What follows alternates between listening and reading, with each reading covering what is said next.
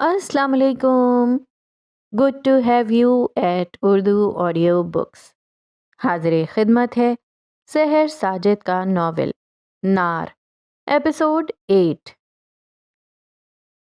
वो जैसे ही phone cradle पर रख कर पलटे, साकित रह गए थे। वहाँ मुजना खड़ी थी और वो इतनी हैरानी से उन्हें देख रही थी कि अहमद साहब को अजीब महसूस हुआ। उसकी आंखें भरी हुई थीं, लबरेज थीं।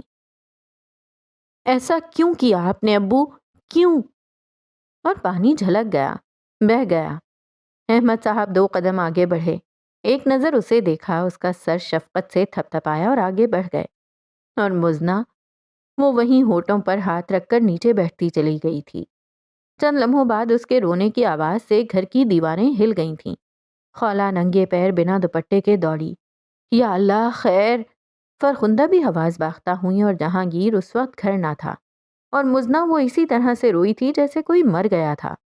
मुज़ना, मुज़ना क्या हुआ है? क्या? खौला ने उसे दोनों बाजुओं में भरते हुए सीधा किया, लेकिन वो रोए जा रही थी। बताओ तो सही, आखिर हुआ क्या है? खौला ने उसका चेहरा सीधा किया, थपथपाया और पूछा। अब्बू, अब्बू ने इनकार कर दिया आपी। हिचकियों में उसने बात मुकम्मल की और खौला के अंदर उठते वहमों के थपेड़ों पर एकदम बर्फ गिरी थी। वो सुन होकर रह गई थी।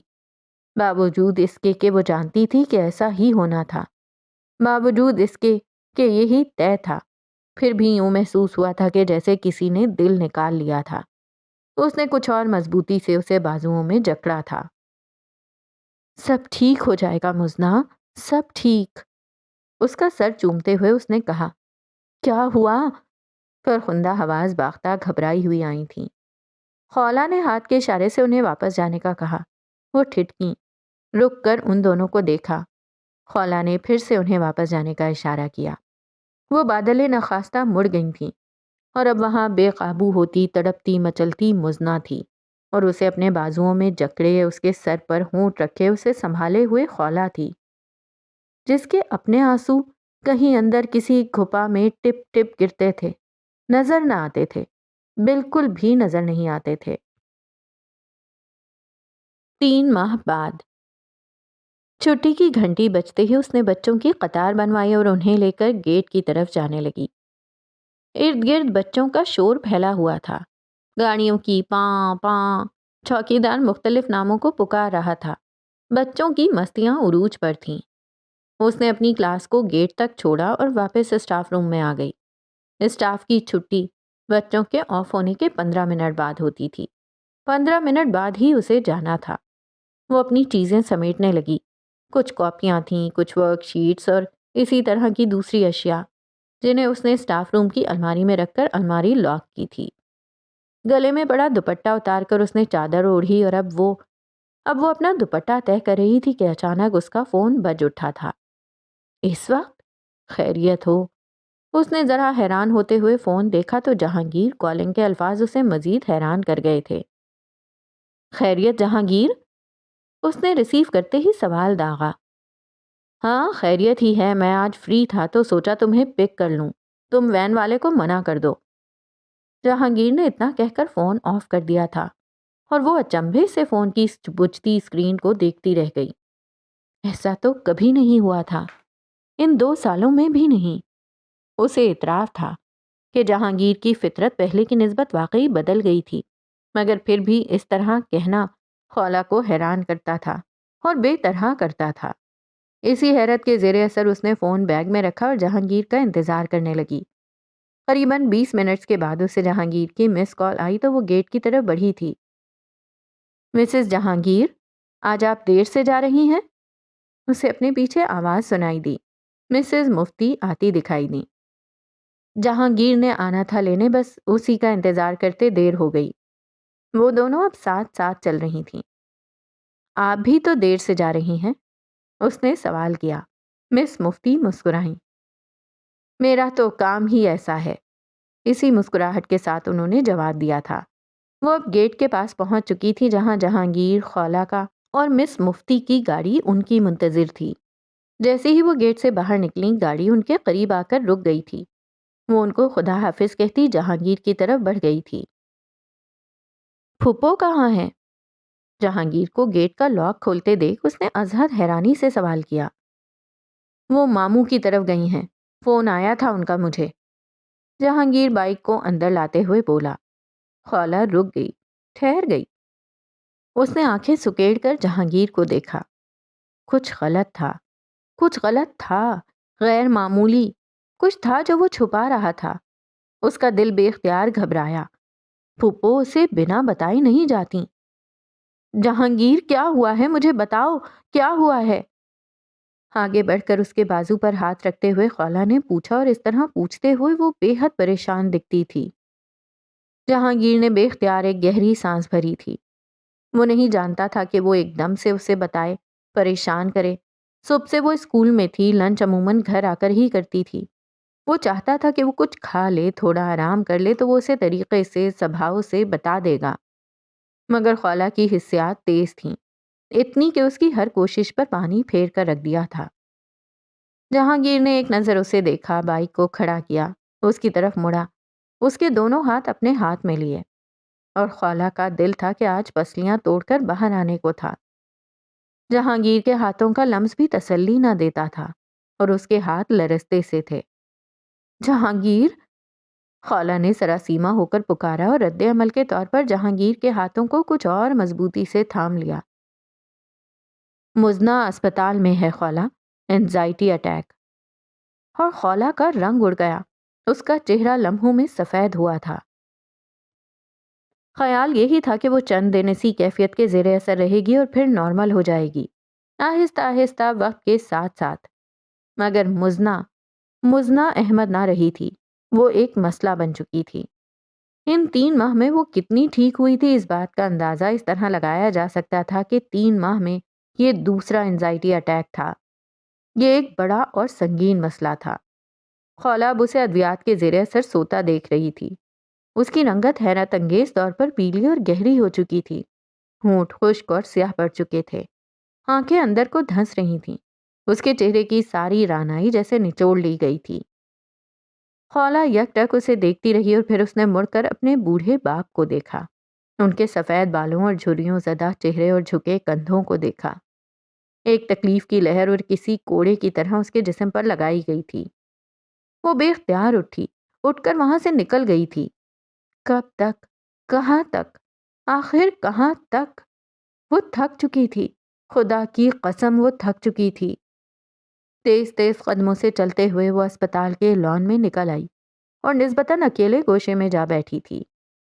اس وقت وہ تکلیف کی اس حالت میں تھی کہ جہاں آنسو ساتھ نبھاتے نہیں، ساتھ چھوڑ جاتے ہیں۔ فرخندہ اسے یوں باہر نکلتا دیکھ کر اس کے پیچھے آئی تھیں۔ اس کو اس حالت میں دیکھ کر ان کا دل کٹتا تھا۔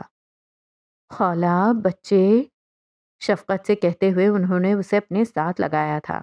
اس نے کسی بچے کی طرح منہ ان کے سینے میں چھپایا تھا۔ وہ اس کا سر سہلاتی رہیں، تسلی بھرے انداز میں۔ پھپھو، خوشی کیا ہوتی ہے؟ کہاں ہوتی ہے؟ کیسی ہوتی ہے یہ؟ کہاں سے ملتی ہے یہ پھپھو؟ وہ یوں ہی ان کے سینے میں منہ چھپائے بولی تھی۔ پھپھو نے ایک لمبی سانس کھینچی تھی۔ بتائیں نا پھپھو۔ اب کی بار اس نے منہ اٹھا کر انہیں دیکھتے ہوئے پوچھا، اور پھپھو کی آنکھیں نم ہوئی تھیں۔ وہ اسے بتاتیں تو آخر بتاتیں کیا؟ معلوم نہیں میری زندگی کب سیدھی ہوگی، کب؟ مجھے اس سے کچھ نہیں چاہیے ماں سوائے ذرا سے سکون کے۔ وہ دوبارہ ان کے سینے میں منہ چھپا کر ہلکا سا بڑبڑائی تھی، ایسے کہ فرخندہ کو اب کی بار سمجھ نہیں آیا کہ وہ کیا کہتی ہے، کیا بولتی ہے۔ سنک کے کناروں پر میل ایک واضح لکیر کی صورت میں موجود تھی۔ مسالہ جات کے ڈبوں پر گرد کی ایک تہ جم چکی تھی۔ کچن کیبنٹ سبتری کا منہ بولتا ثبوت تھے۔ کوکنگ رینج کی حالت بھی چیخ چیخ کر کہتی تھی کہ اسے صفائی کے لیے کسی کے بھی ہاتھ دستیاب نہ ہوئے تھے، اور وہ حیرانی سے یہ سب دیکھ رہی تھی۔ مزنہ اتنی بے پرواہ تو کبھی بھی نہیں تھی۔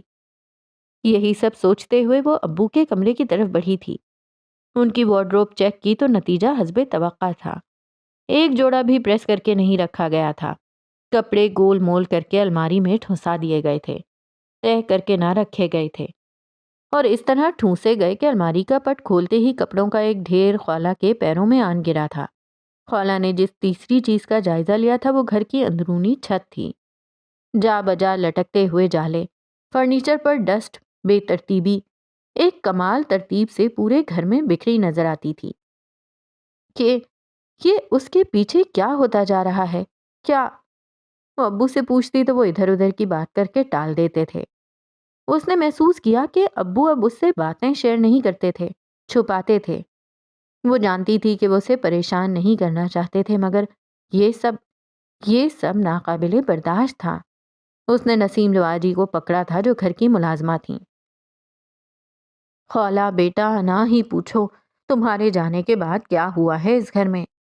مزنہ بیٹا سارا دن کمرے میں پڑی روتی رہتی تھیں، کھانے کا ہوش اور نہ باپ کا خیال۔ پھر جو رونا تھما تو عجیب چڑچڑی اور بدمزاج ہو گئیں۔ صاحب جی سے جھگڑا کر لیتی ہیں، کسی چیز پر توجہ نہیں دیتی۔ صاحب جی اپنے کپڑے بھی خود ہی استری کرتے ہیں۔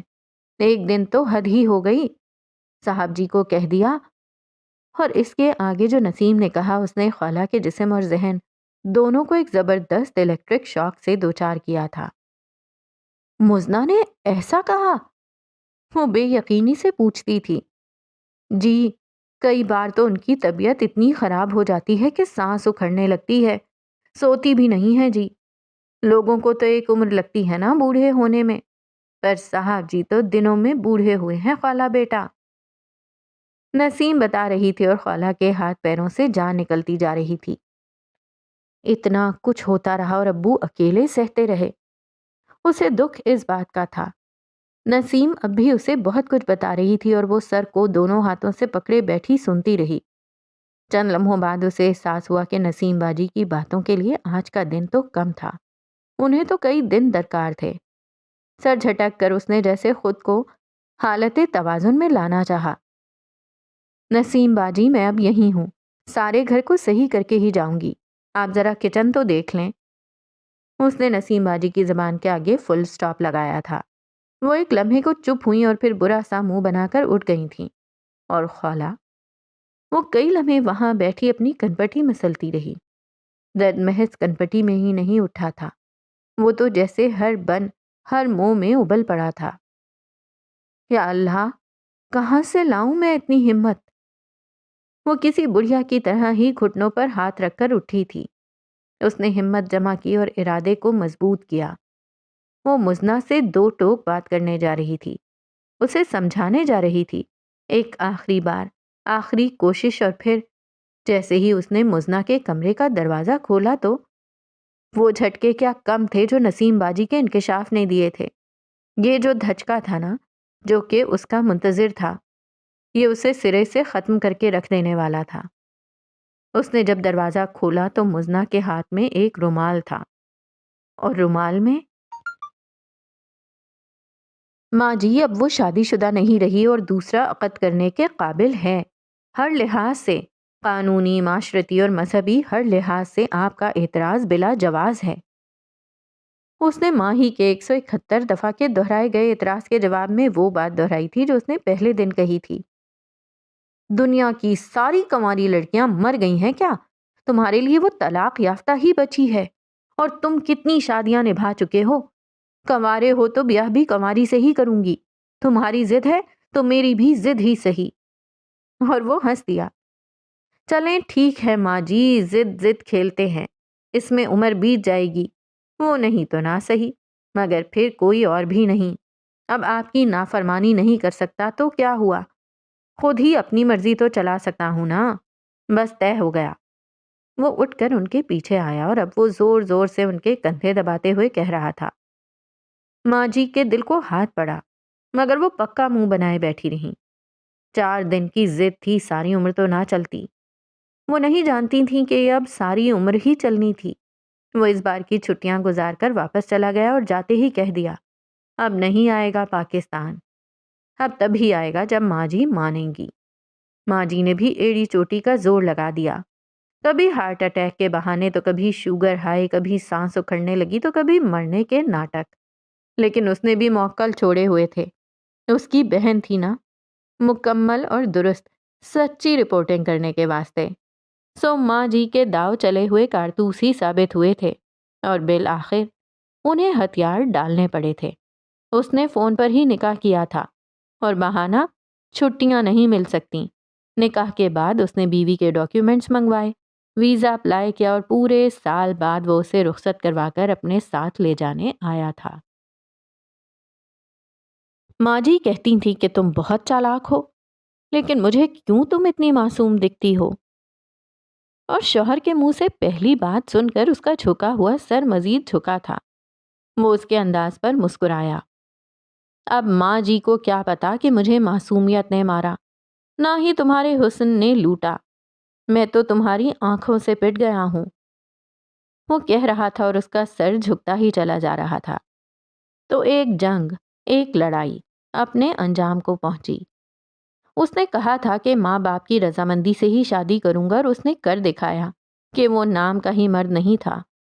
وہ 6 ماہ کی چھٹی پر آیا تھا اور 6 ماہ میں سارا پیپر ورک بھی مکمل ہو جانا تھا۔ ماں جی کو ابھی تک معلوم نہیں تھا اس کارروائی کا۔ وہ تو بیٹے کی روانگی کی منتظر تھیں۔ ادھر وہ جہاز پر بیٹھتا، ادھر انہوں نے آستین چڑھانی تھی۔ پھر وہ جو اس کا حال ہوتا، وہ حال ایک زمانے نے دیکھنا تھا۔ لیکن وہ کچے کام کرنے والا نہیں تھا، اور وہ اپنی ماں کو بھی جانتا تھا۔ مرضی کی شادی، لو میرج کا مطلب یہ نہیں ہوتا کہ بھئی ہم نے تمہیں پسند کیا، زمانے سے بھیڑ کر تم سے شادی کی، اب تم تاوان بھرو۔ ماں باپ کی خدمت اور فرما برداری اس پر فرض تھی۔ اس کی بیوی کیوں تاوان بھرتی؟ کہا نا، وہ نام کا مرد نہیں تھا۔ عورت کا تحفظ، اس کی زندگی کا سکون جتنا عورت کے ہاتھ میں ہوتا ہے، اسے کہیں زیادہ یہ مرد کے ہاتھ میں ہوتا ہے، اگر مرد یہ بات سمجھ لے اور تاوان کا کام لینے کے بجائے عقل کو استعمال کر لے تو لو میرج ٹوٹنے کی شرح کبھی زیادہ نہ ہو۔ بارشوں کا موسم تھا، سیلا سا، ہر طرف نمی جیسی پھوٹی پڑتی تھی۔ دور کہیں رات کی سیاہی میں جھینگر بولتے تھے۔ آسمان آج صاف تھا اور ستاروں کی چمک شاندار تھی۔ رات ٹھنڈی تھی، تاریکی میں لان میں لگے دیو قامت درخت پر اسراریت کا مطلب سمجھاتے تھے۔ خولا، خولا، اسے اپنے نام کی پکار پڑتی سنائی دی، لیکن وہ ٹھس بہری بنی بیٹھی رہی۔ وہ چھت کے فرش پر دونوں بازو گھٹنوں کے گرد لپیٹی بیٹھی تھی۔ ذہن سن سا ہو رہا تھا، سوچ مفلوج ہوئی چلی جا رہی تھی، اور یوں لگتا تھا کہ ساون کا سارا سیلا پن اس کے اندر آن سمایا تھا۔ وہ قطرہ قطرہ بہہ رہی تھی، ٹپ ٹپ۔ کہیں دور سے آواز آتی تھی مگر معلوم نہ پڑتا تھا کہ کہاں پر بادل برسا۔ خولا، خولا، آواز ایک بار پھر سے آئی۔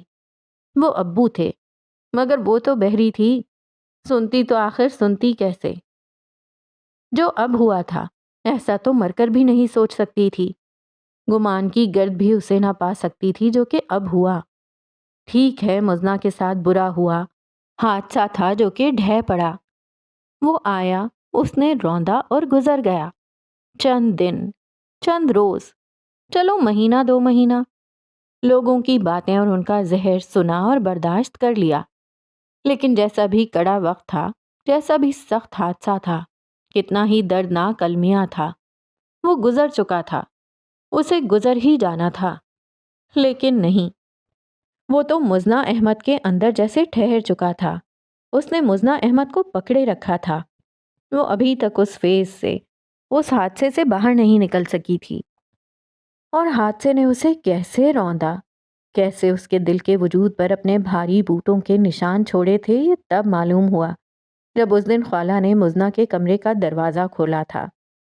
اس کے ہاتھ میں ایک رومال تھا اور رومال میں کوئی شے جسے وہ ناک کے پاس کیے سونگھ رہی تھی۔ قطعاً اس بات سے بے خبر تھی، غافل تھی کہ دروازہ کھول کر کوئی کھڑا اسے دیکھ رہا ہے۔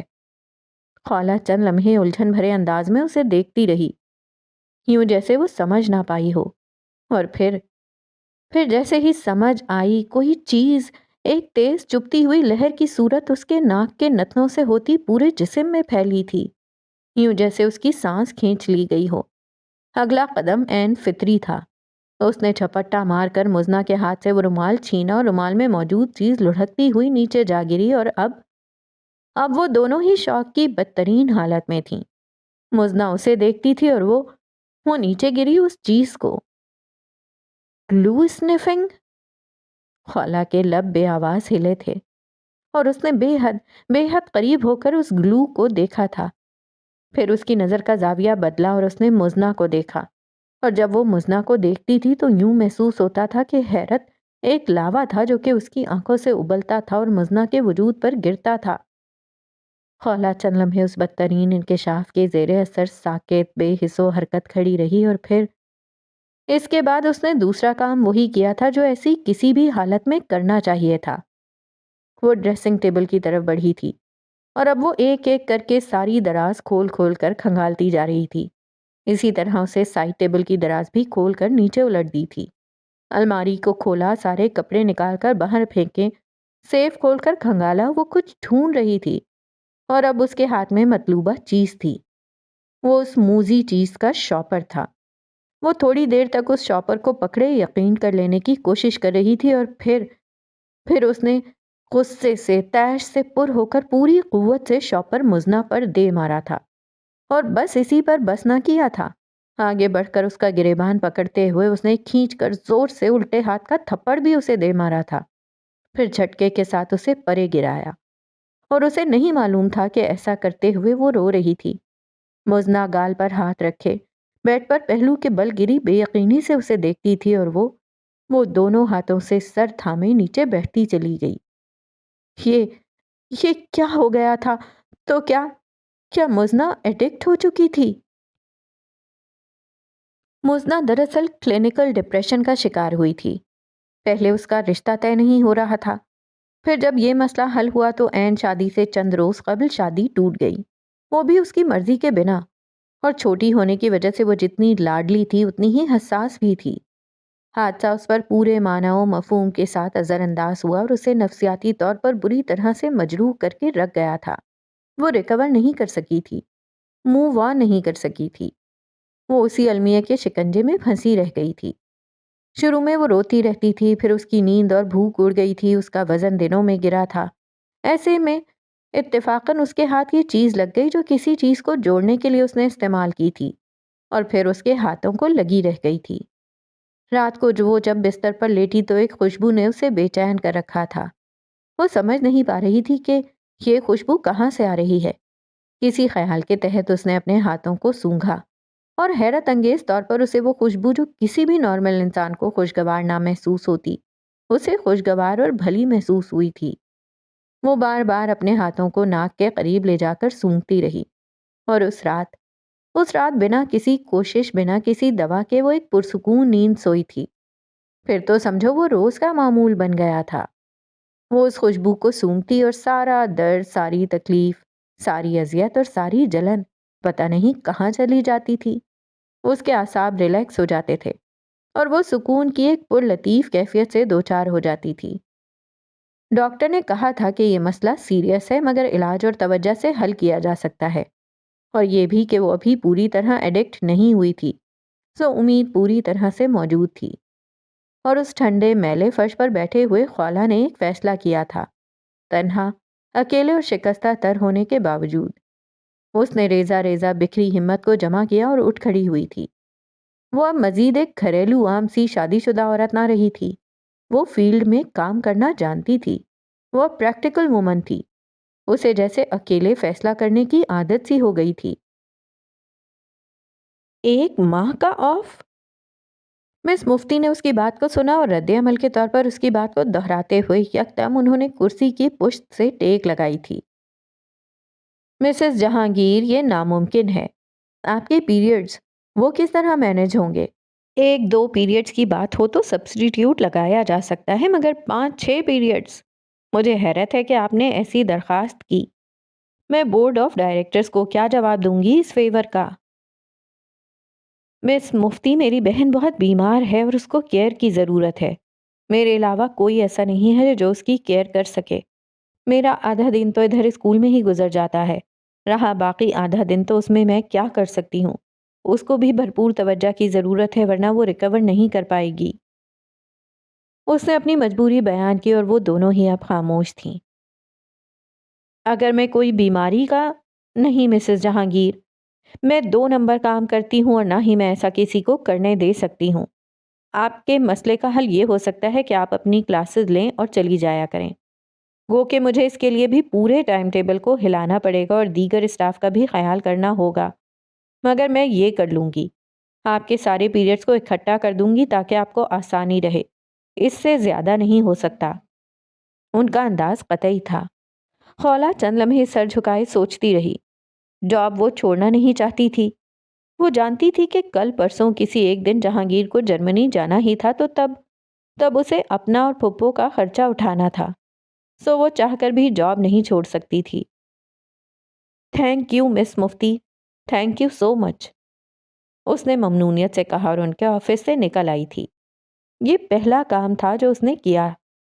دوسرا کام اسے ابو کے گھر شفٹ ہونا تھا، جس کے لیے اسے جہانگیر اور پھپھو سے بات کرنی تھی۔ وہ جانتی تھی کہ پھپھو اتنا مسئلہ نہیں کریں گی، مگر جہانگیر کو وہ کبھی یہ نہیں بتانے والی تھی کہ مزنہ گلو سنفنگ کا شکار ہو رہی ہے، اور جہانگیر، وہ اس کی بات سن کر اس کی شکل دیکھتا رہ گیا۔ مزنہ تو بچی تو نہیں ہے خولا؟ ہاں وہ بچی نہیں ہے مگر بیمار ہے جہانگیر۔ تو تمہارے وہاں جانے سے کیا ہوگا؟ اس نے تکلیف سے جہانگیر کو دیکھا۔ اب ابو اس عمر میں اسے لے کر ڈاکٹر کے ہاں چکر پر چکر لگائیں۔ وہ ڈپریشن کا شکار ہے جہانگیر، اسے مسلسل چیک اپس اور توجہ کی ضرورت ہے، اور اس نے ذرا سے توقف کا مظاہرہ کیا۔ مجھے وہاں جانا ہے، چاہے تم راضی ہو یا نہیں، پھر اس نے مضبوط انداز میں کہا تھا۔ جہانگیر کے ماتھے پر لکیریں ابھری، مگر وہ نظر انداز کرتے ہوئے اٹھ کر پیکنگ کرنے لگی تھی۔ اسے عادت جو ہو گئی تھی اپنے فیصلے خود کرنے کی۔ آپ لوگ اپنا وقت اور پیسہ دونوں برباد کر رہے ہیں۔ جب یہ ہونا ہی نہیں تو اس کے لیے کوشش ہی کیوں کی جائے؟ وہ ٹی وی لاؤنج میں بیٹھی تھی۔ سامنے اسکرین پر کوئی ڈرامہ چل رہا تھا اور وہ سیب کے بڑے بڑے بائٹس لیتے ہوئے انتہائی بے حسی اور بے پرواہی سے بولی تھی۔ احمد صاحب کے چہرے کا رنگ بدلا۔ خولا نے ان کے کندھے پر ہاتھ رکھ کر انہیں تسلی دی اور کمرے میں جانے کا اشارہ کیا تھا۔ اس نے چند لمحے رک کر ان کے جانے کا انتظار کیا اور پھر مزنہ کو دیکھا۔ تمہیں کیوں لگتا ہے کہ ہم وقت اور پیسہ دونوں برباد کر رہے ہیں؟ اور یہ کس نے بتا دیا تمہیں کہ ایسا ہونا ہی نہیں؟ کیا الہام ہوتے ہیں تمہیں؟ وہ نرمی سے کہتے ہوئے اس کے پاس صوفے پر بیٹھی اور جھک کر سٹریپ کھولتے ہوئے اپنے پیروں کو جوتوں سے آزاد کیا تھا۔ مجھ جیسی لڑکی سے کون شادی کرے گا بھلا؟ ہاں یہ تو سوچنے کی بات ہے کہ تم جیسی لڑکی سے کون شادی کرے گا؟ تم تو لنگڑی ہو، اندھی ہو، بہری بھی ہو اور بدصورت بھی، اور اوپر سے کاٹتی بھی ہو۔ خولا اب بھی نرمی سے کہہ رہی تھی۔ مزنہ نے رخ موڑ کر خشمگین نگاہوں سے اسے دیکھا۔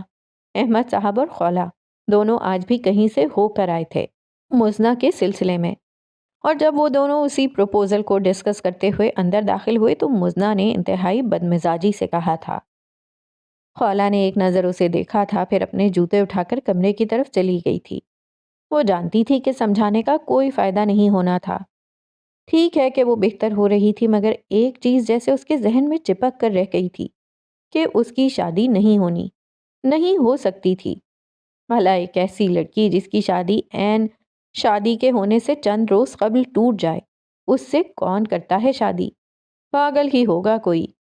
خولا جانتی تھی اس خوف، اس وہم سے باہر آنے کے لیے بھی اسے وقت چاہیے تھا، اور ڈاکٹرز کہتے تھے کہ اس کا فوری حل یہی ہے کہ اس کی شادی کر دی جائے۔ اور یہ جو فوری حل تھا نا، یہ اتنا فوری وقوع پذیر نہیں ہو سکتا تھا۔ خولا کو وہاں آئے کافی دن ہو چکے تھے، اور وہ ایک بار پھر گھر، اسکول اور سسرال کے درمیان سینڈوچ بنی ہوئی تھی۔ ویکینڈ پر وہ سسرال جایا کرتی تھی، اور یہ چیز ایک بار پھر سے نئے سرے سے اس کی طاقت ختم کرنے لگی تھی۔ مسئلہ اب کی بار بھی وہی درپیش تھا۔ کوئی مناسب ڈھنگ کا پروپوزل نہیں مل رہا تھا، اور ڈاکٹرز کے مطابق اگر ایسا جلدی نہ ہوا تو مزنہ ڈپریشن کے ایک لمبے فیز میں داخل ہو سکتی ہے۔ وہ اس حد تک نا امید اور مایوس ہو سکتی ہے کہ کوئی انتہائی قدم اٹھانے کی کوشش بھی کر سکتی ہے، اور یہ اب تک کی سب سے پریشان کن بات تھی۔ علاج ہو سکتا ہے، زخم مندمل ہو سکتا ہے، مرہم رکھا جا سکتا ہے، مگر جو انسان خود ہی ٹھیک نہ ہونا چاہے، اس کا کیا کیا جا سکتا ہے؟ ابو، وہ بہت بری طرح سے ریئیکٹ کرے گی، میں جانتی ہوں نا۔ اس میں ریئیکٹ کرنے والی کون سی بات ہے خالہ؟ لڑکا اس سے عمر میں ذرا سا ہی چھوٹا ہے، باقی تو یہ ایک بہترین پروپوزل ہے۔ احمد صاحب حیران ہوئے۔ ابو، ہمارے معاشرے میں لڑکیوں کی سوچ ابھی اتنی پریکٹیکل نہیں ہوئی، مرد کو عورت سے بڑا ہی تصور کیا جاتا ہے، اور مزنہ، میں کہہ رہی ہوں نا، وہ ریئیکٹ کرے گی۔ تم بات کرو، دیکھو تو صحیح وہ بھلا کیا کہتی ہے۔ ٹھیک ہے، میں بات کروں گی، اور اگر اس نے انکار کر دیا تو؟ خالہ کی بات سن کر وہ خاموش ہو گئے تھے۔ تو میں اسے ایسا نہیں کرنے دوں گا، یہ تو بے وقوفی ہے۔ ذرا سے توقف کے بعد جواب آیا تھا، اور خالہ انہیں دیکھ کر رہ گئی تھی۔